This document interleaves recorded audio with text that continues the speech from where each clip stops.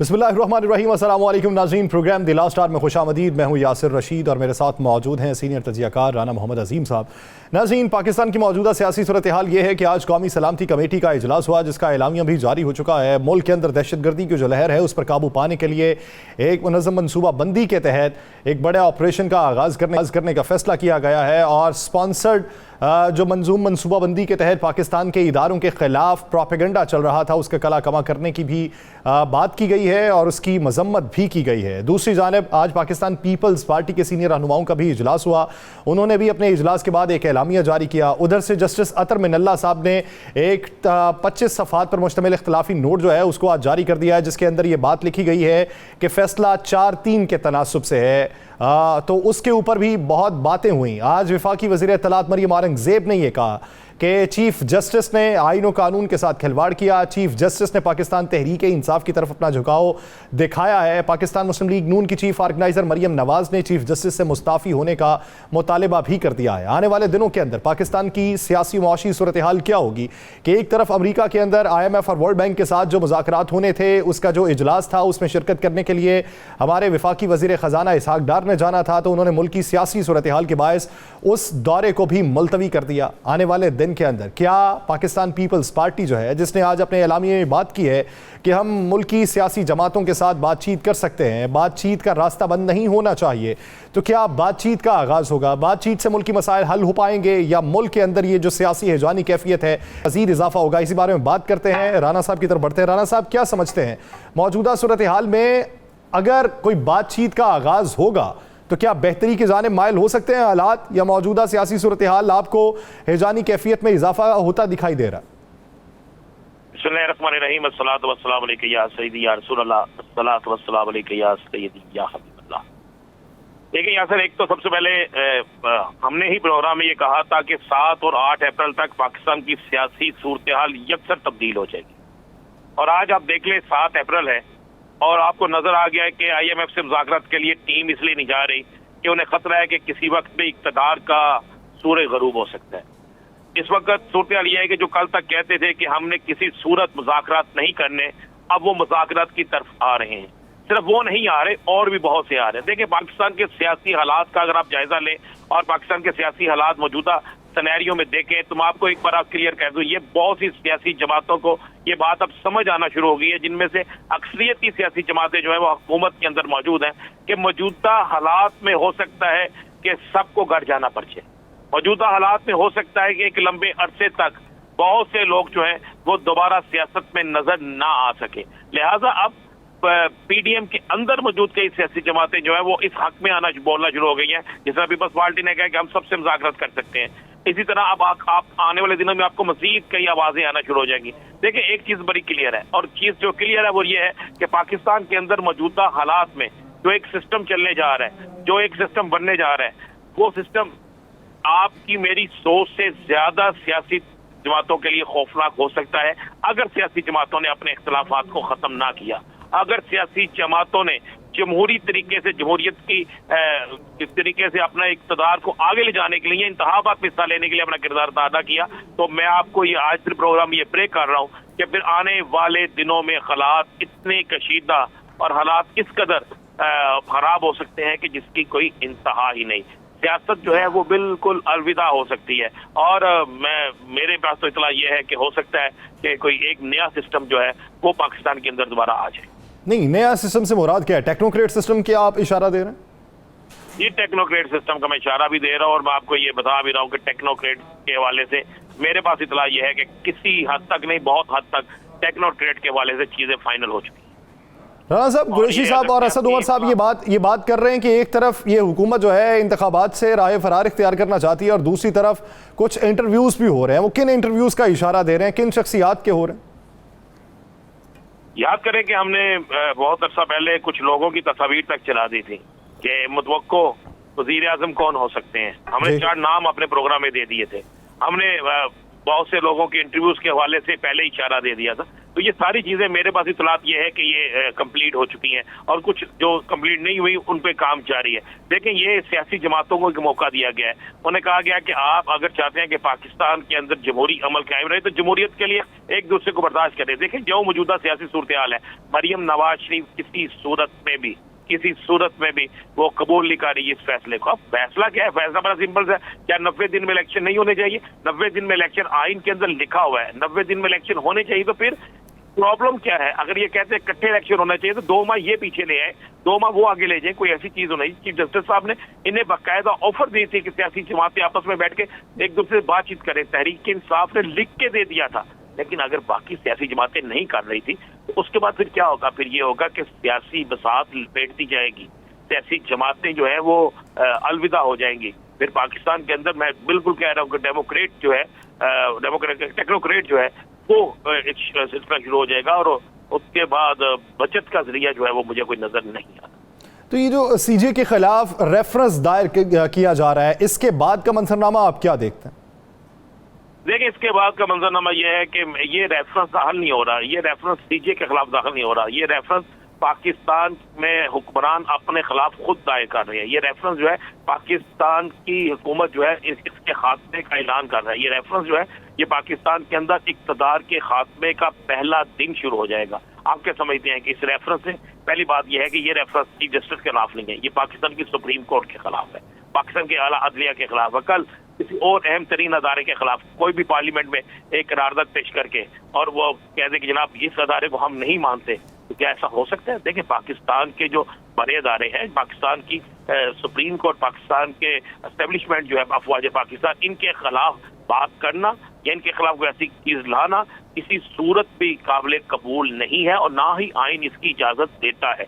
तो ये chief justice के खिलाफ रेफरेंस नहीं गया, मैं आपको ये बिल्कुल ठीक कह रहा हूँ। हम आगे प्रोग्रामों में ये चीज साबित कर देंगे। चीफ जस्टिस के खिलाफ रेफरेंस नहीं गया, ये रेफरेंस खुद हुकूमत ने अपने खिलाफ भेजा है। ये वो रेफरेंस है जिसके बाद हुकूमत जो है उसका आप ये कह सकते हैं कि उसके आखिरी दिन जो है वो शुरू हो गए हैं।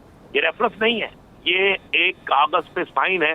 क्या मुझे तो ये लग रहा है वाज़ह से कि मरियम नवाज शरीफ साहबा और नवाज शरीफ साहब जो है वो समझते हैं कि शहबाज शरीफ साहब से वैसे तो शायद उनकी जान ना छूटे, वो इस तरह उनसे बदला ले ले जो सूरत हाल नजर आ रही है।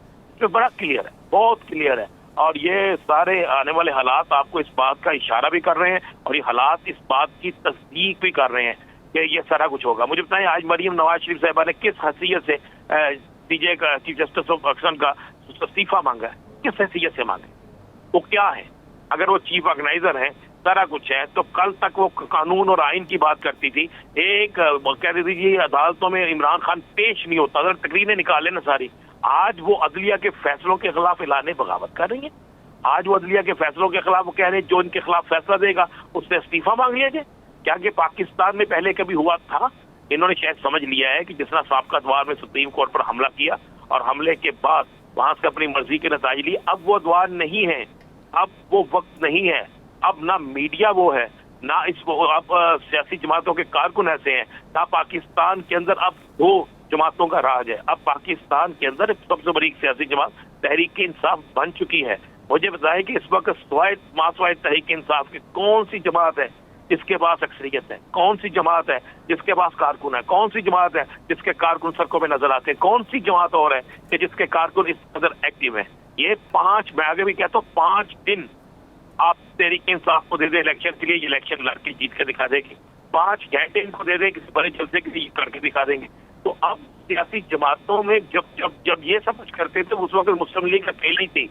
उस वक्त ये पंजाब में लगता था सिर्फ यही बैठे हैं और कोई सियासी जमात नहीं है, पीपल्स पार्टी ना होने के बराबर रह गई थी। लेकिन अब हालात चेंज है, लोग एजुकेटेड हो चुके हैं, लोग समझते हैं कि हमारे मसाइल का हल क्या है। अब ऐसा नहीं होगा। अब मैं कह रहा हूँ कि ये रेफरेंस जो है ये हुकूमत ने अपने इक़्तिदार को खत्म करने के लिए किया है। अगर ऐसा ना होता तो आपको इसहाक डार साहब जो है वो लंदन जाते नजर आते। अगर ऐसा ना होता तो आपको और भी बहुत सी आवाजें आना शुरू होती। ये कह रहे कि इलेक्शन नहीं करवाना है, फलां नहीं करवाना, इलेक्शन भी होगा। और मैं आपको ये भी बता दूं कि अगर इलेक्शन नहीं होगा तो फिर शायद इलेक्शन काफी अच्छे तक ना हो। अच्छा राना साहब, आप क्या समझते हैं कि आपको रमज़ान के आखिरी अशरे में या ईद के फौरी बाद किसी बड़ी तहरीक को चलता देख रहे हैं आप?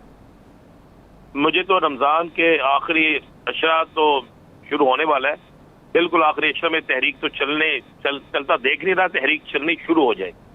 हो सकता है कि पीर के रोज से ही तहरीक का आगाज हो जाए। लेकिन पाकिस्तान मुस्लिम लीग नून जो है वो तो वकला में भी रिफ्ट डालने की कोशिश कर रही है कि आइन के साथ कौन और आइन से मुतसादिम कौन। बात यह है कि ये भी हम बात कह चुके थे कि तकसीम करेंगे, लेकिन तकसीम में जो होती है ना, वो होती है कि बहुत बड़ी तादाद आपके एक तरफ हो और दूसरी तादाद इतनी ये है नहीं। आप सियासी कारकुन को कहें या अपने सियासी वर्कर को कहें जो जिनका तल्लक हो कि आप आ जाए, लेकिन वकला की इस वक्त बड़ी तादाद सुप्रीम कोर्ट के साथ खड़ी है। लाहौर कन्वेंशन में, उसके बाद इस्लामाबाद कन्वेंशन में, उसके बाद जो बाकी सीनियर तरीन वकला हैं जिनका हुकूमत क्या किसी से तल्लक नहीं, सिर्फ आइन से तल्लक है, वो आप देखें ना कहाँ खड़े हैं, उनकी गुफ्तगू क्या है, वो पाकिस्तान के अंदर किस चीज की जंग ला रहे हैं, वो पाकिस्तान के अंदर किसकी बात कर रहे हैं, वो पाकिस्तान के अंदर क्या कह रहे हैं, ये सारी चीजें तो बड़ी क्लियर है यार। यानी रमजान के आखिरी अशरे में आप एक बड़ी तहरीक को चलता हुआ देख रहे हैं। नाज़रीन, इसी सियासी मंजरनामे में मजीद भी बात करेंगे, लेकिन एक लेनी ब्रेक के बाद हमें ज्वाइन करेंगे पाकिस्तान तहरीक इंसाफ के सीनियर रहनुमा अमजद खान नियाजी साहब। कहीं नहीं जाएगा, स्टे विद अस।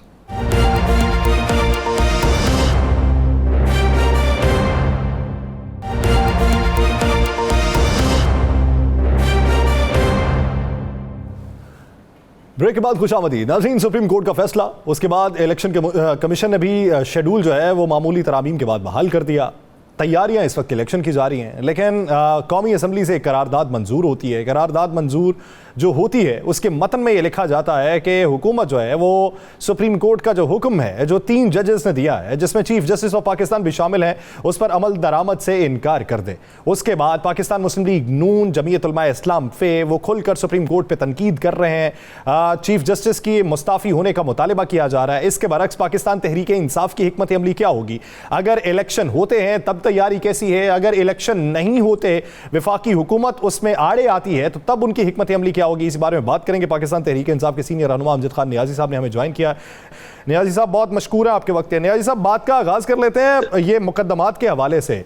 मुकद्दमात बड़ी तवालत इख्तियार करते जा रहे थे, धड़ाधड़ मुकद्दमात हो रहे थे, फिर एक ब्रेक बीच में आया और अब एक नया मुकदमा पाकिस्तान तहरीक इंसाफ के चेयरमैन इमरान खान साहब पे इस्लामाबाद के थाना रमना में दर्ज हो चुका है, इदारों के खिलाफ हतंगेज बयानात के ऊपर कि उन्होंने एक टीवी इंटरव्यू में इदारों की हर्जा सराई की है। क्या समझ रहे हैं आने वाले दिन में मंजरनामा क्या होगा? यासिर, पहली बात तो ये कि ये मुकदमात जो है वो अपनी अहमियत खोते जा रहे हैं, बल्कि पाकिस्तानी अवाम के अंदर जो है वो एक अजीब सी बेचैनी देख रहे हैं कि हम किस तरफ जा रहे हैं, या ये जो मुकदमात गवर्नमेंट फैसिस्ट गवर्नमेंट जो बनाते जा रही है, तो इससे कोई इम्प्रेशन अच्छा नहीं हो रहा। ये जमहूरियत नज़र नहीं आ रही, बल्कि ऐसे लग रहा है कि पाकिस्तान में गस्टापो सिस्टम है या नाजीज़म है जिसके बुनियाद रखी जा रही है या लागू किया जा रहा है।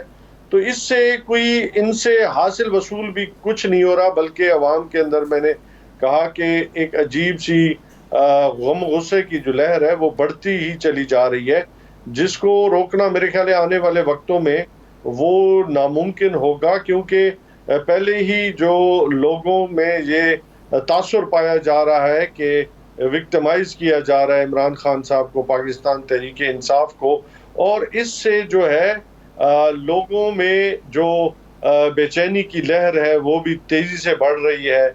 और साथ साथ जो है ये भी आप देख रहे हैं कि हर अमल जो है इनके उल्टा गले में पड़ रहा है, क्योंकि वायलेशन पे वायलेशन हो रही है। आइन को रद्दी की टोकरी बनाने की पूरी कोशिश की जा रही है, अदालतों के फैसले को ना मानने के ऐलानात हो रहे हैं, जहाँ पे पहले ही आपकी सिक्योरिटी के मसाइल हैं, जहाँ पे आपको इकोनॉमी के मसाइल हैं, जहाँ पहले ही लोगों को गुर्बत के बेपनाह जो है वो बल्कि गुर्बत की चक्की में पिस रहे हैं, लोग खुदकुशियाँ कर रहे हैं, ऊपर से एक नया फिर पार्लियामेंट के अंदर अपोजिशन नहीं है, और उससे क्या है कि वहाँ पे वो पार्लियामेंट जो अपनी मैं समझता हूँ इम्पोर्टेंस जो है वो खो चुकी है, वहाँ लोग समझते हैं कि ये जहाँ पे अपोजिशन लीडर अपने टिकट के लिए मुस्लिम लीग नून से रुजू कर चुका हो, तो आप खुद अंदाजा करें कि वो कैसी पार्लियामेंट होगी। और सेकेंडली फिर आज जिस तरीके के साथ अदलिया पे हमला हो रहा है, तो इससे क्या आप हमला हो रहा है अमजद साहब, ये जो अदलिया पे हमला हो रहा है अब इस हमले की इंतहा होगी। इसके बाद तहरीक इंसाफ क्या सिर्फ इलेक्शन पे तवज्जो देगी या अदलिया बचाओ तहरीक का आगाज भी जल्द शुरू करेगी? अजीम भाई, मैं पहले भी आपसे बात आता हूँ कि पाकिस्तान में बेसिकली एक सॉफ्ट इनकलाब की बुनियाद मैंने पहले भी आपको कहा था कि रखी जा रही है और इससे मजीद इसको तकवीयत होगी। हम समझते हैं कि इस मुल्क के अंदर जो तब्दीली है वो वोट के ज़रिए आए, बैलेट के ज़रिए आए, एक प्रोसेस के ज़रिए आए। हम अनारकी की तरफ ना जाना चाहते हैं, ना कौम को कहना चाहते हैं। आज अगर पाकिस्तान की 80% आबादी इमरान खान पे एतबार ना कर रही होती तो मुल्क जो है वो श्रीलंका जैसे या म्यांमार के हालात जैसे होते, क्योंकि वहाँ पे उनके लिए कोई लीडरशिप नहीं थी जो उनको लीड कर रही होती। तो आज इमरान खान की लीडरशिप में अवाम ये तवक्को करती है कि हमें इंतशार की तरफ या हमें अनारकी की तरफ नहीं जाना चाहिए, बल्कि हमें थ्रू एक प्रोसेस ऑफ लॉ जो है या कॉन्स्टिट्यूशन के मुताबिक जो इलेक्शन के ज़रिए हमने तब्दीली लेके आनी है और रूल ऑफ लॉ को बहाल करना है। अगर खुदा न खास्ता उनको ये उम्मीद की किरण नज़र ना आई तो खुद आप अंदाज़ा कर सकते हैं कि फिर पाकिस्तान में क्या हालात बन सकते हैं जिसका हम सोच भी नहीं सकते। अच्छा नियाज़ी साहब, खान साहब ये कहते हैं कि ये जो गिरफ्तारियाँ ये इंतखाबी इस्लाहात को कमज़ोर करने के मुतरादिफ हैं। क्या आप समझते हैं कि इन गिरफ्तारियों से इंतखाबी इस्लाहात कमज़ोर हुई आपकी वो पहली जैसी तहरीक की मजबूती नहीं रही? क्योंकि गिरफ्तार आप भी हुए, आपके हवाले से खबरें ये भी थी कि आप पे बेपनाह तशद्दुद भी किया गया था। यासिर, पहली बात तो यह है कि हमेशा एक तारीक रात के बाद एक रोशन सुबह होती है, तो ये गिरफ्तारियां हमें कमज़ोर नहीं कर सकती। ये तशद्दुद, ये जुल्म और ज़्यादती या ये फैशिस्ट गवर्नमेंट का जो गस्टापो का जो कानून है, ये हमारा रास्ता नहीं रोक सकता। हाँ, ये ज़रूर है कि इससे जमहूरियत का जो चेहरा है वो बेनकाब, इस जमहूरियत का चेहरा बेनकाब हो रहा है और लोगों को ये नज़र आता है कि ये कैसी जमहूरियत है जहाँ पे इंसानी हकूक जो है, बुनियादी हकूक जो है वो सलब किए जा रहे हैं। तो फिर हम कौन सी जमहूरियत की बात करें कि यानी कि कोई डंडे उठाने पड़ेंगे बैलेट की बजाय, ये लोगों में जो है वो ज़हनी कैफियत बन रही है। तो हाँ साहब, बन रही है कैफियत। कब तक आवाम भी सब्र करेगी और कब तक पीटीआई भी जो है वो सब्र का दामन थामे रखेगी? अजीम भाई, हम समझते हैं कि हम रूल ऑफ लॉ के लिए जद्दोजहद है, हमारे वर्कर्स, हमारे लीडरशिप, खान साहब खुद बजाते खुद जो कुर्बानियां दे रहे हैं इस मुल्क के लिए, लेकिन हमें सब्र का दामन हमने कभी भी छोड़ना नहीं है, क्योंकि इस पाकिस्तान की बका में हम सब की बका है। अगर कुछ लोगों को ये नज़र नहीं आता कि पाकिस्तान है तो हम हैं, अगर पाकिस्तान नहीं होगा तो हमारा वजूद जो है वो खो जाएगा, वो बह जाएगा। और अल्लाह ताला इस पाकिस्तान को सलामत रखे। हमने आखिरी खून के कतरे तक इसके लिए जद्दोजहद करनी है, पाकिस्तान की जमहूरियत करने के लिए करनी है, पाकिस्तान के आइन को बचाने के लिए हमने जद्दोजहद करनी है। इंशाअल्लाह ताला पाकिस्तान की अवाम खड़ी है, खड़ी रहेगी इमरान खान की क़यादत में। अच्छा नियाज़ी साहब, ये बताइए, पिछले दिनों आप एक वफ्द ने मुलाकातों का आगाज़ किया था, जमात इस्लामी से भी मुलाकात हुई, MWM से भी मिलना चाहा, MKM से भी आप मिले, तो उन मुलाकातों के नताइज क्या रहे? क्योंकि MKM के बाद तो मुलाकात करने के लिए वज़ीर आज़म को जाना पड़ा। अब वज़ीर आज़म ने उन्हें जाके क्या यकीन दहानी करवाई, ये तो MKM ही बता सकती है। क्या इन मुलाकातों के नताइज आपकी मंशा के मुताबिक हो सकते हैं? हमेशा हमारी जो सोच है वो ये है कि हमने सबको एक मैसेज देना है कि इस मुल्क के अंदर अगर सियासी इस्तेकाम लाना है तो आपको आगे आना होगा। आपको इलेक्शन प्रोसेस में इलेक्शन की शफाफियत के लिए आपको रिफॉर्म्स या उसके प्रोसेस के लिए आगे बढ़ना होगा। अगर आप पीछे रह गए तो आप समझो कि वक्त की धूल में गुम हो जाएंगे, और ये पार्टियां समझती हैं। हमने इनको क्लियर कट मैसेज दिया है। अब ये अगर ना समझे तो अलग बात है। हमने तो इनको बताया है कि आप फिर वो चिराग होंगे जिनकी रोशनी जो है वो इस वक्त अगर गुल हो गई तो फिर मेरे ख्याल में दोबारा रोशन करना आपके लिए मुमकिन ना रहेगा।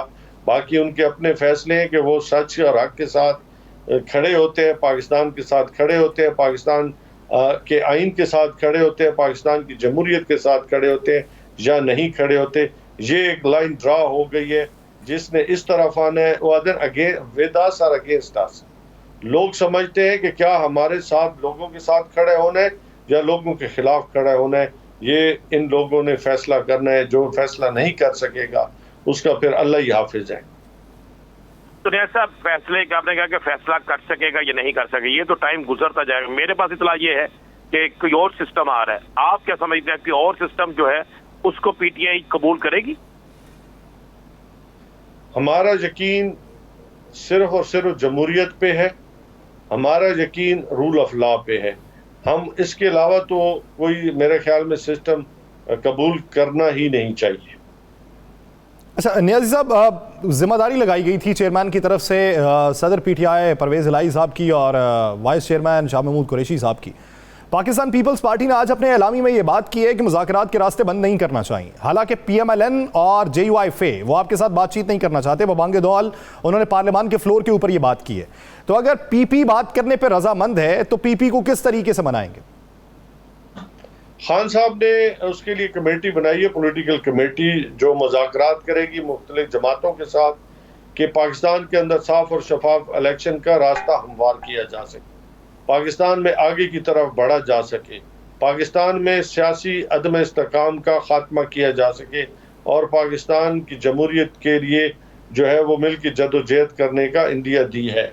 क्योंकि ये कहते रहे कि हम मुज़ाकरात नहीं करते, हम कह रहे हैं कि हमने हमेशा मुज़ाकरात के लिए अपने दरवाजे खुले रखे हैं। हाँ, एक चीज़ पे हम मुज़ाकरात नहीं करते, वो है NRO या करप्शन केसेस या पाकिस्तानी कौम का जो पैसा है उसके ऊपर हम कभी भी समझौता नहीं कर सकते।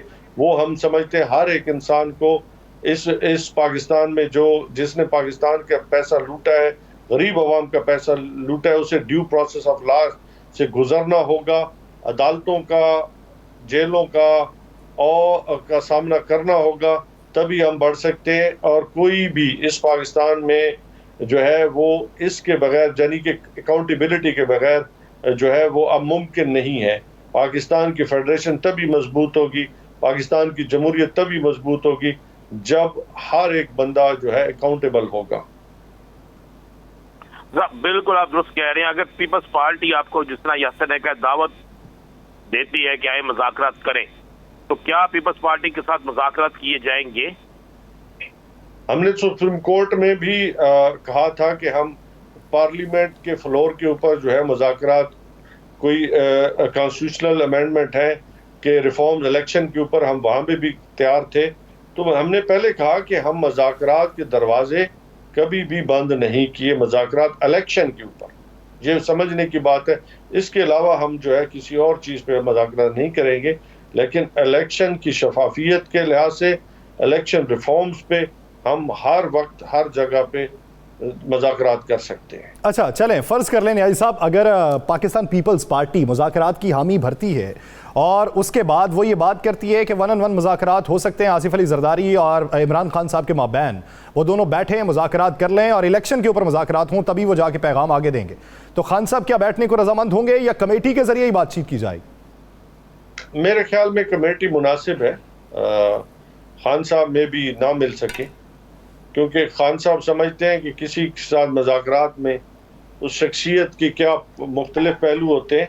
तो अभी मैं इस पोजीशन में नहीं हूँ कि मैं उस पर कोई पॉजिटिव या अगेंस्ट जो है कमेंट्स करूँ, लेकिन खान साहब हमेशा कहते हैं कि मैं मुज़ाकरात का हामी रहा हूँ, मुज़ाकरात करूँगा, लेकिन उसके लिए हमारी कमेटीज़ बनी हुई है, वो कमेटीज़ ही जो है मुज़ाकरात करेंगी। राना साहब जी, मुज़ाकरात बिल्कुल अपने कमेटी। तो आप क्या देख रहे हैं, इलेक्शन होते देख रहे हैं खान साहब, नजर आ रहे हैं आपको इलेक्शन?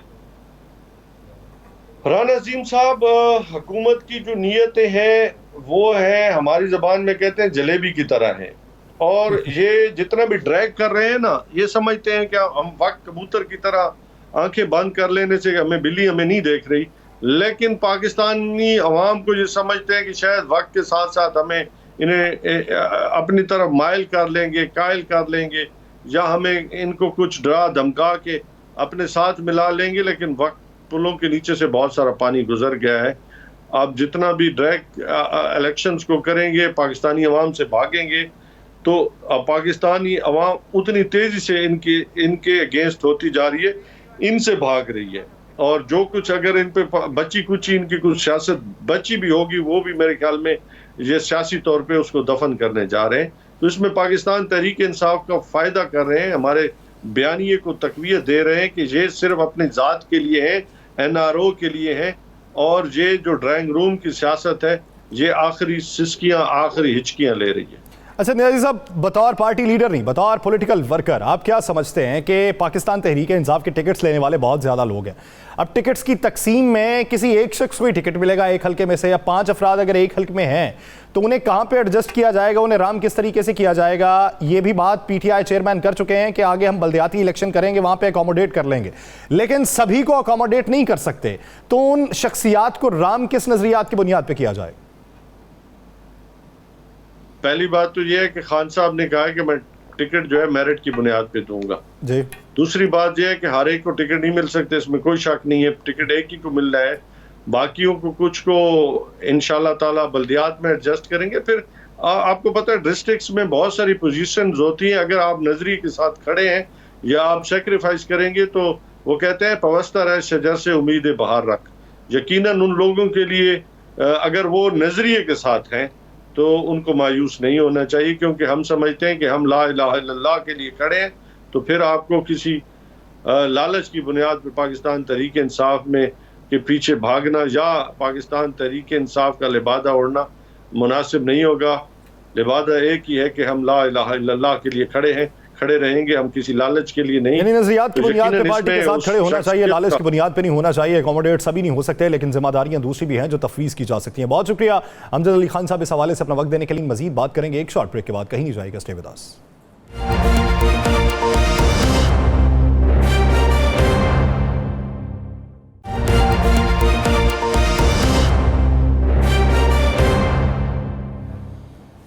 ब्रेक के बाद खुशामदीद नाज़रीन। पाकिस्तान की मौजूदा मौशी सूरत हाल जो है वो इस नहज तक पहुंच चुकी है कि आम एक शख्स जो पाकिस्तान से ताल्लुक़ रखता है, जिसका ताल्लुक़ मुतवस्सत तबके से था, वो इस हिजानी कैफियत में इस हद तक फंस चुका है कि उसे नहीं पता कि उसका मुस्तकबिल रोशन कभी हो सकता है या नहीं हो सकता। वो इसी तज़ब्ज़ुब का शिकार है कि पाकिस्तान के हालात किस तरीके से बेहतर होंगे। वो रोज़ एक नई उम्मीद की खबर सुनने के लिए बेताब है कि कभी वो खबर आए कि जिससे अवाम को ये लगे कि डॉलर की कीमत में कमी वाक़ हो जाएगी, पेट्रोल की कीमत में कमी वाक़ हो जाएगी और मजमूई तौर पर जो महंगाई की शरह 50% तक पहुंचने के करीब है वो कम हो जाएगी और उसकी ज़िंदगी किसी हद तक सहल हो सकती है। ज़िंदगी सहल करने के लिए क्या वफाकी हुकूमत के पास कोई ऐसी खबर मौजूद है? आने वाले दिनों का मंजरनामा कोई ऐसा है जो हौसला अफजा हो सकता है? पाकिस्तान में सियासी हैजानी कैफियत किस हद तक खत्म होगी और उसके लिए किसको इकदाम उठाना होंगे? इसी बारे में बात करेंगे। वज़ीर आज़म के मुआविन खुसूसी पाकिस्तान मुस्लिम लीग नून के सीनियर रहनुमा कैसर अहमद शेख साहब ने हमें ज्वाइन किया है। शेख साहब बहुत मशकूर हैं आपके वक्त के। शेख साहब, मौजूदा सूरत हाल अगर देखी जाए तो पार्लियामान जो है वो तो अदालत उज़्मा के मुखालिफ खड़ी है। पाकिस्तान के अंदर सियासी हिजानी कैफियत में रोज बरोज इजाफा होता जा रहा है। मुआशी तौर पे हम अबतरी की सूरत हाल का सामना कर रहे हैं। तो पाकिस्तान में हौसला अफजा खबर कोई आपके पास है? जी, आपने दुरुस्त कहा कि इस वक्त आपस में जो इख्तलाफ है वो बढ़ रहा है और रोज बरोज मुश्किलात में, लोगों की मुश्किलात में इजाफा हो रहा है और मुईशत हमारी रूबा जवाल है। मसलन आज से 5-6 साल पहले फीकस जो कर्ज था पाकिस्तान का एक बंदे पे वो 1.25 लाख रुपए था, तो आज वो 2,20,000 मकरूज हो गया। यानी मैं आपको आज 51,000 अरब रुपए हमारे ऊपर कर्ज हो गए। हम कर्ज पे कर्ज चढ़ाते जा रहे हैं। हमारे यहाँ महंगाई जो है वो 40% से भी क्रॉस कर गई है और आम आदमी परेशान है। वो किस तरह अपनी 2 वक्त की रोटी पूरी करे या वो अपने बच्चों के लिए तालीम के बंदोबस्त करे। तो हम पॉलिटिशियंस का काम है और होना चाहिए कि हम ज़्यादा से ज़्यादा लोगों की खुशहाली और मुल्क की तरक्की की बात करें। हम भी आपस में हर जगह मैं देखता हूँ कि आपस में टसल हो रही है, असम्बली में भी यही है। क्योंकि मैं कल तकरीर की असम्बली में, शेख साहब आपने जो बात की दुरुस्त कह रहे हैं, लेकिन मुझे एक बात का, एक सवाल का जवाब चाहिए कि मियां नवाज शरीफ साहब ने मुतअद्दिद बार कहा है कि डॉलर 300-500 रुपए पे चला जाएगा। क्या डॉलर का रेट मियां नवाज शरीफ साहब निकालते हैं या क्या यहाँ डॉलर की कंट्रोल टोटल मियां नवाज शरीफ के पास है? नहीं, उन्होंने खदशे का जाहिर किया है। देखिए, डॉलर का रेट अल्लाह ना करे कि ये हो जाए, ये तो ऑलरेडी 285-90 है, तो हम जिस बुरान से गुजर रहे हैं, अल्लाह ना करे कि और डॉलर का रेट बढ़े, बल्कि कोशिश तो ये होनी चाहिए कि डॉलर की स्टेबिलिटी आए। अफगानिस्तान जैसा मुल्क जो उसको कोई मुल्क मानता नहीं है, उनकी करेंसी बहुत ज़्यादा स्ट्रॉन्ग है, और हम दिन ब दिन आप देख रहे हैं कि क्या है, उससे महंगाई बढ़ रही है। अब बाकी तो हर एक का वो खदशे का इज़हार कर रहे हैं कि अगर हमने आपस में मामलात को रिजॉल्व ना किए तो और तकलीफ दे मामलात हो जाएंगे ना। हम सब पॉलिटिशियंस का, मैं कहता हूँ कि हमारा काम था, हम अदलिया के पास जा रहे हैं सारे, देखिए ना, हठधर्मी पे उतरे हुए हैं। ये आप देखिए, इमरान खान साहब को क्या जरूरत थी कि वो असम्बलियों से निकल जाते। पहली बार हुआ, पहले पाकिस्तान की तारीख में कभी नहीं हुआ। अपोजिशन चलती रही लेकिन असम्बलियों से निकल नहीं गए। अभी उन्होंने शेख साहब पाकिस्तान की तारीख में बहुत सी चीजें पहली बार हमने भी देखी हैं कि डिप्टी स्पीकर की रूलिंग कलअदम करार दे गई अदालत के फैसले को पार्लियामान में बिल ला के कलअदम करार देने की कोशिश की गई। अगर असम्बलियां पहली बार टूटी हैं तो और भी बहुत कुछ पहली बार हुआ है। मुझे ये बताइए कि आइन के मुताबिक आइन एग्जेक्टिव को इख्तियार देता है कि वो जब चाहे असम्बली तोड़ सकता है, या तो अगर आप बता दें कि आइन में नहीं लिखा हुआ तो फिर बात मान ली जाए, अगर आइन में है तो ये तो एग्जेक्टिव को इख्तियार आइन ने दिया। मैं बात कर रहा हूँ, नहीं, आइन में जो डिप्टी स्पीकर साहब ने तोड़ी वो तो बिल्कुल ही गलत बात थी। वो तो कभी भी नहीं हो सकता कि आपको असेंबली तोड़ सकता है। मेजॉरिटी वाला, मेजॉरिटी में होते तो जरूर तोड़े। ये जो तोड़ी है पंजाब की असेंबली, उस पर आप जरूर बात कर सकते हैं कि उनके पास मेजॉरिटी थी और चीफ मिनिस्टर ने तोड़ी। लेकिन जो कौमी असेंबली को तोड़ा गया वो तो नहायत सरासर ज्यादती थी और सरासर का आइन से जो खिलाफ वर्जी थी ना, और उसका रिजल्ट भी आ गया सामने। देखिए, बात ये कि हम सब पाकिस्तानी हैं, थोड़ा सा जज्बात से हटके सोचें। एक अर्ज है कि वो गलत तोड़ी असेंबली, गलत किया, उसका रिजल्ट सामने आ गया। जो अब आप लोग कह रहे हैं सुप्रीम कोर्ट जैसी आला अदलिया पे हमले और करारदादे पेश करना, उनके अहकाम ना माने, उनके खिलाफ रेफरेंस लेके आना, क्या ये दुरुस्त है? नहीं, ये क्या कर रहे हैं? 3 जजेस ने एक फैसला दिया, 4 जजेस ने कहा है कि वो ये नहीं होना चाहिए, इस तरह फैसला। मैं ये नहीं कह रहा 3 जजेस ने, देखें मेरा क्या मामला है इसमें, हमने क्या किया है आपस में, सुप्रीम कोर्ट के ही जजेस की बात कर रहा हूँ। अगर सब जजों को बिठा के एक फुल कोर्ट बना ले पैनल, उसमें क्या एतराज है? आप बताइए, सब जज है ना, जजों की एहतराम है ना। एक फैसला है, मैं किसी की कोई मुखालफत नहीं कर रहा, वो भी फैसला आया है 3 जजेस का। 4 जजेस ने कहा है कि जो आपने किया वो दुरुस्त है, जो आपके नहीं, मैं कहता हूँ हमें बैठना चाहिए। ये राणा साहब, मैं आपसे इस बात पे, हमारा पॉलिटिशियन का काम था, हमारा काम ही नहीं है कि हम कानून के मुशगाफियाँ निकालते हुए सुप्रीम कोर्ट और हाई कोर्ट पे जाएं। हमारा काम था, पॉलिटिशियन हम नाकाम हो गए हैं, no doubt in it, categorically. सारी पार्टियां, हम आवाम को रिजल्ट नहीं दे सके। मैं मोरद इल्जाम अपने आप को ठहराता हूँ। मैं एज आ इलेक्टेड मेंबर जाके जब अपने आवाम के पास जाता हूँ तो शर्मिंदा होता हूँ। क्या मैंने उनको महंगाई दी है? क्या दिया है मैंने उनको जो वादे किए वो पूरे नहीं किए। हम क्यों जा रहे? हमें नहीं जाना चाहिए सुप्रीम कोर्ट। और हम जो मजाक पूरी दुनिया में अपना बनवा रहे हैं ना, हमें अपने मसाइल, जब हम पॉलिटिशियन अपने मसाइल ही नहीं हल, और आज इससे पहली बार नहीं हुआ। देखिए, मैं आपको बताऊं, थोड़ी सी 1 मिनट बात करूंगा। 1970 में क्या हुआ कि अवामी लीग मुजीबुर रहमान की और पीपल पार्टी का आपस में इख्तलाफ हुआ, इलेक्शन हो गया, हम इख्तलाफ को दूर नहीं कर सके, मुल्क 2 लख्त हो गया। 77 में पीपल पार्टी और ये इत्तेहाद बना, वो सारा आपस में इख्तलाफ किया, इलेक्शन के रिजल्ट को नहीं माना, फिर भुट्टो साहब को फांसी हो गई और मुल्क जो है मार्शल लॉ लग गया। वही हालात अब बन रहे हैं। हम क्यों नहीं समझ रहे? हम ये कहते हैं, पीटीआई वाले लोग यहाँ आते हैं ना, वो कहते हैं कि यूके में जो है वर्ल्ड वार हो रही थी तो इलेक्शन हो रहे थे। बिल्कुल हो रहे थे, उनकी तारीख है। हमारी तारीख तो ये है कि जब हमने इलेक्शन कराए हैं तब हमारा मुल्क तनज़्ज़ुल में चला गया। मैं आपको तारीख बता रहा हूँ, 10 इलेक्शन हुए, किसी इलेक्शन का किसी ने माना नहीं है। कोई एक बता दीजिए कि इलेक्शन का रिजल्ट इसका शेख साहब, इसका मतलब तो फिर ये हुआ कि इलेक्शन होना ही नहीं चाहिए, क्योंकि इलेक्शन हो तो तनाज़ात जन्म लेते हैं, कोई मानता नहीं है उसको। दोस्त, इलेक्शन कौन मना कर रहा है? इलेक्शन होने चाहिए, पर इलेक्शन के रिजल्ट पे भी तो बातचीत होनी चाहिए कि किस तरह माने जाए। अभी इलेक्शन आप करवा लीजिए, इन हालात में अगर इलेक्शन हो गए ना, तो मेरा ये कहता है, तजविया ये कहता है कि जो हार जाएगा वो चढ़ जाएगा इस्लामाबाद पे। फिर आप लोग वही कहेंगे कि ये वो भाई, कोई मुल्क का भी कोई सोचे। इलेक्शन ही इलेक्शन खेलो, ये नहीं देखो कि मुल्क, लोग कहाँ जा रहे हैं, लोगों की बेहतरी कहाँ हो रही है। किसी ने ये बात की है? आप बताइए ना कि इंडिया, आज मुझे फिगर मिली है, $750 अरब उनकी एक्सपोर्ट होगी, हम 35 अरब डॉलर पे खड़े हैं। हुकूमत को क्रेडिट भी जाता है और डिसक्रेडिट भी हुकूमत को जाता है। आपकी हुकूमत है, आप इक़्तिदार में है, अब तो साल से ज्यादा हो गया आपको, तो आपने सोचना था एक साल में आप एक चीज भी डिलीवर नहीं कर सके अवाम को। तो दुरुस्त बात है, मैं एग्री करता हूँ कि हम नहीं दे सके, और मैं ये बात कैटेगोरिकल कल मैंने अपनी तकरीर में भी कहा, लेकिन हमें उन्होंने छोड़ा क्या था? $3 अरब उन्होंने 150-200 अमीर लोगों को 0% पे लुटा दी।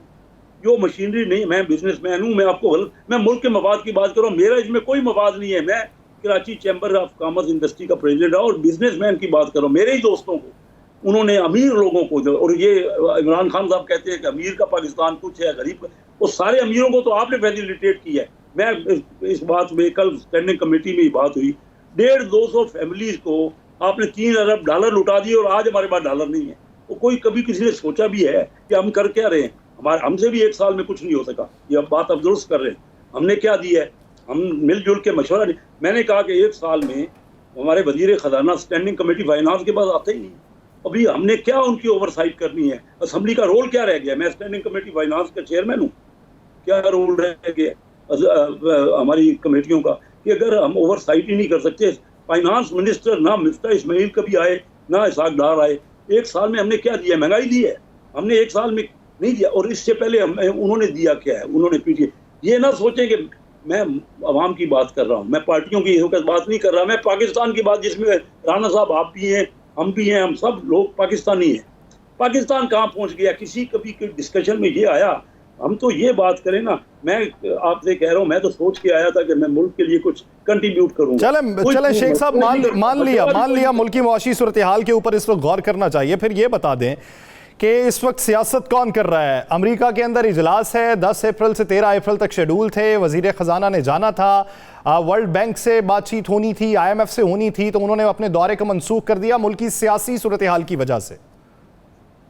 सिर्फ सियासी सूरत हाल नहीं है, देखिए जो उनका स्टाफ लेवल एग्रीमेंट का हमें बार बार सुनाया जा रहा था कि जल्द होने वाला है, स्टाफ लेवल एग्रीमेंट ही नहीं हो रहा। हमारी मुआशत, मैंने मई में कहा था, एक साल पहले 25 मिनट की मेरी असम्बली की तकरीर है कि हमारा मरीज वेंटिलेटर पे है।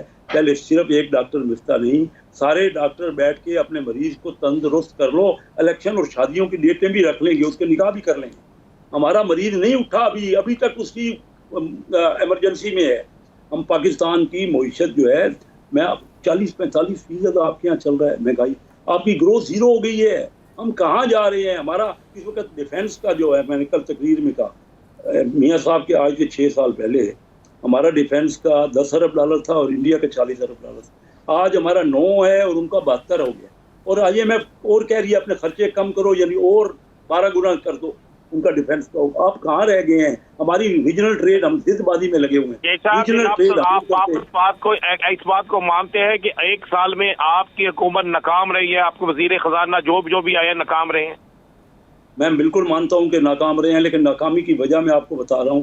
उन्होंने जो हमें बेस दिया था, वो $3 अरब लुटा दिए गए, जो लोगों में अमीरों को दे दिए गए। बिल्कुल मैं मानता हूं कि एक साल में हमने जो कामयाबियां करनी थी, जो हमने मिलजुल के मशवरे करने थे, जो इकानमी के लिए करना था, मैंने तो वज़ीर आज़म साहब से कई बार कहा। मैं जो उन्होंने बनाया है special assistant to prime minister, मैंने उनसे कहा है कि मेरे से कोई काम ले लें, मुझे ये प्रोटोकॉल, मुझे ये गाड़ियाँ और पेट्रोल और ड्राइवर नहीं चाहिए। मैं कुछ आपको मशवरा देना चाहता हूँ, लेकिन कोई मशवरा लेना ही नहीं चाह रहा। हमारे स्टैंडिंग कमेटी में एक साल में वज़ीर खजाना तशरीफ ही नहीं लाते।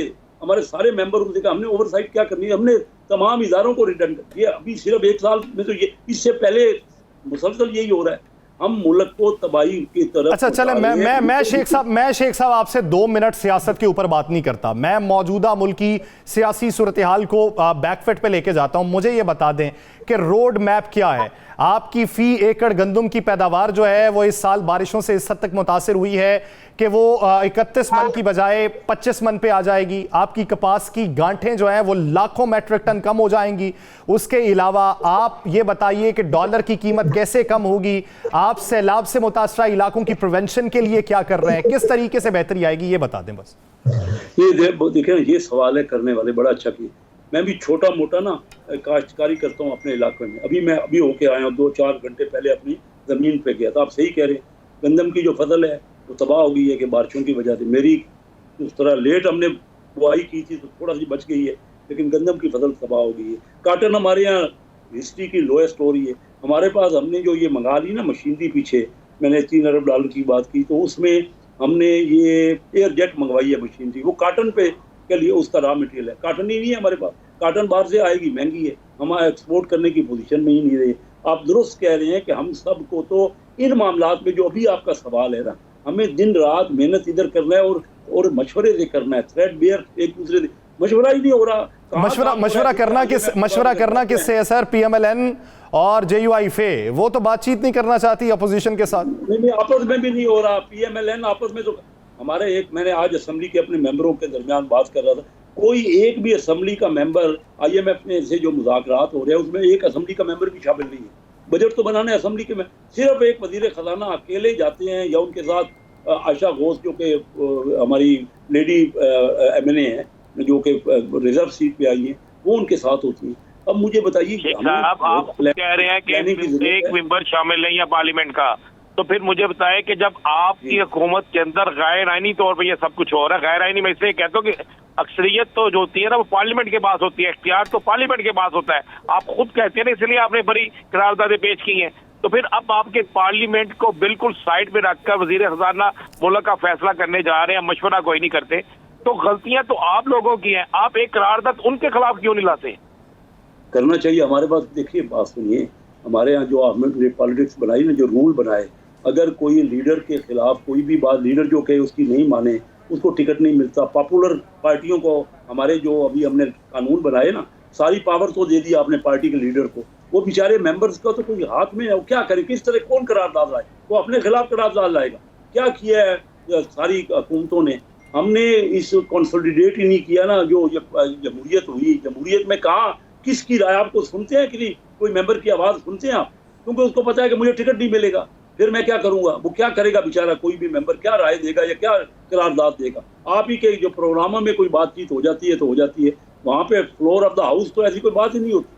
हम तो सब लगे हुए हैं, अपने अपने जो चंद 8-10 मेंबर होते हैं हर पार्टी के, उनकी खुशामद में हर मेंबर लगा हुआ है, वही होता रहेगा और क्या होगा। चलें, ये शेख साहब ये बता दें, इस बार PMLN के टिकट लेने के लिए क्या लाइंस लगेंगी? देखिए, ये तो अभी इलेक्शन को 4 महीने 5-6 महीने हैं, डिपेंड करते हैं ना कि हालात क्या हैं।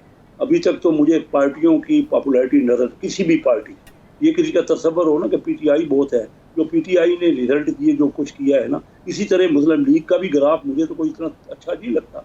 आप अपने इंडिविजुअल कैंडिडेट्स के ऊपर होगा, जरूर होगा। और देखें आपके मुल्क में जमहूरियत पनपती है कि नहीं। ये जो टसल हो रही है, इस टसल में पहले तो ये हर वक्त जमहूरियत ही खत्म हो गई है, जमहूरियत को थर्ड ऑप्शन आ गया है। पहले जो ये टसल, वो टसल हमारी खत्म नहीं हो रही। हम बजाय हम अपनी अपनी ज़ात पे है ना कि मैं बन जाऊं, वजीर आज़म बन जाऊं, मैं कोई मुझे ओहदा मिल जाए। जब तक हम अपनी ज़ात में रहेंगे, कोई लोगों का ख्याल नहीं करेंगे, तो पॉपुलैरिटी कहाँ होगी? देखिए क्या होता है, हालात क्या हो गए। मुझे तो कोई पार्टियों का मुझे लग रहा है कि पॉपुलैरिटी, अगर आवाम को रिजल्ट वो नहीं देंगे तो पॉपुलैरिटी पार्टियों की उतनी नहीं रहेगी जो पिछले इलेक्शनों में टिकटों की लाइनें लगती थी, शायद वो ना लग सके। तो अब क्या ये सूबाई असम्बली के अगर इलेक्शन हो गए तो इसमें सुनने में आ रहा है कि आपकी पार्टी का तो टिकट देने के लिए तैयार लोग नहीं है? नहीं, ऐसी बात नहीं है। तो इलेक्शन हो जाएंगे तो देखेंगे, ये मैं नहीं कहता, लेकिन मैं कह रहा हूँ कोई भी पार्टी, किसी पार्टी ने रिजल्ट दिया है। मैं जो ये आपको अभी मिसाल दी कि $3 अरब लुटा दिए अमीरों को, उनको उनके टिकट के लिए होंगे, जो सिर्फ आम बंदे के लिए क्या किया, मुल्क के लिए, लोगों के लिए क्या किया PTI ने? 200 अमीर लोगों को। लेकिन वो $3 अरब की, शेख साहब, $3 अरब की जो आप बात कर रहे हैं वो सिफर शरह सूद है, वो किसी को इंसेंटिव्स के तौर पे तो नहीं ना दे दिए। उस पे बात ये हो सकती है कि आपने शरह सूद उस पे क्या रखा? नहीं दे दिया, वो इंसेंटिव नहीं दे दिया। क्या आप बात कर रहे हैं? शरह सूद है, $160 पे माल सारी मशीनरी की आई है। आज $290 है। आज वो मशीनरी बैठे बैठाए उनकी डबल हो गई है उनका रेट। क्या नहीं दे दिया अमीरों को? आप क्या बात कर रहे हैं?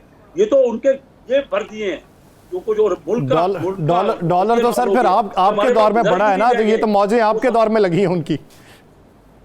मैं तो आपसे कह रहा हूँ $3 अरब अमीर आदमियों को, अगर SME को देते ना, दरमियाने ये छोटे या काश्तकार को एग्रीकल्चर में देते। देखिए शेख साहब, आपके दौर में तो आप जो सरमायाकार और डॉलर का जो माफी है ना, वो तो कहता है लग्गियां ने मौजा दिलाई रखी मियां साहब। वो तो ये हर दौरे की अमीर थी। आपने तो मौजे लगवा दिया डल माफिया की। और राणा साहब साडे मुल्क के अमीर आदमी मौज छे ਅਸੀਂ ਕੀ ਕੀਤਾ ਹੈ ਬੰਦਿਆਂ ਵਾਸਤੇ, ਲੋਕਾਂ ਵਾਸਤੇ ਕੀ ਕੀਤਾ ਹੈ, ਉਹਨਾਂ ਨੂੰ ਤਾਂ ਹੇਠਾਂ ਹੀ, ਇਹ ਤਾਂ ਅਮੀਰ ਤੇ ਗਰੀਬ ਦਾ ਤਫਾਵਤ ਬੜਾ ਵੱਧ ਗਿਆ ਜੇ। ਸਾਨੂੰ ਕੋਈ ਤਕਲੀफ नहीं हुई कारोबारी लोगों ਨੂੰ, क्योंकि देखो मैं ਤੁਹਾਨੂੰ ਦੱਸਾਂ, मैंने अभी ये मीटिंग में कहा कि 1.25 साल से जो हमारा नेशनल बैंक है, सबसे बड़ा बैंक पाकिस्तान का, उसका प्रेसिडेंट नहीं है। 1.25 साल से ये लगा हुआ है कि किसका प्रेसिडेंट बने, मेरा बने या आपका बने, क्योंकि उसमें बहुत ज़्यादा पैसा होता है बैंक के पास। अब आगे सुन लीजिए, एग्रीकल्चर बैंक है, उसका 1 साल से प्रेसिडेंट नहीं, क्यों नहीं है? ये जो जिसने रोकना है ना मोनोपोली को, और जिसने रोकना है कार्टेल्स बनने को, उसका नाम होता है कंपटीशन कमीशन। उसका 5 मेंबर का बोर्ड होता है। 1 साल हो गया, सिर्फ एक चेयरपर्सन उसको चला रही है, 4 मेंबर ही नहीं है। तो क्या किसने उसने रोकना है? अमीर की तो मौजें ही मौजें हैं इस मुल्क में।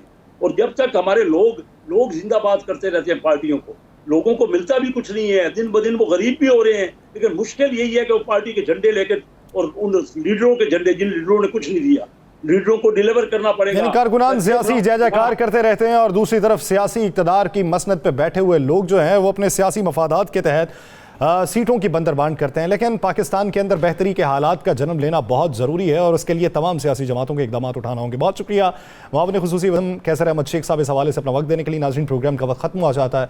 मुझे और राना अजीम साहब को दीजिए इजाज़त। आपसे मुलाकात होगी कल। अपना बहुत सा ख्याल रखिएगा। अल्लाह ने के बाद।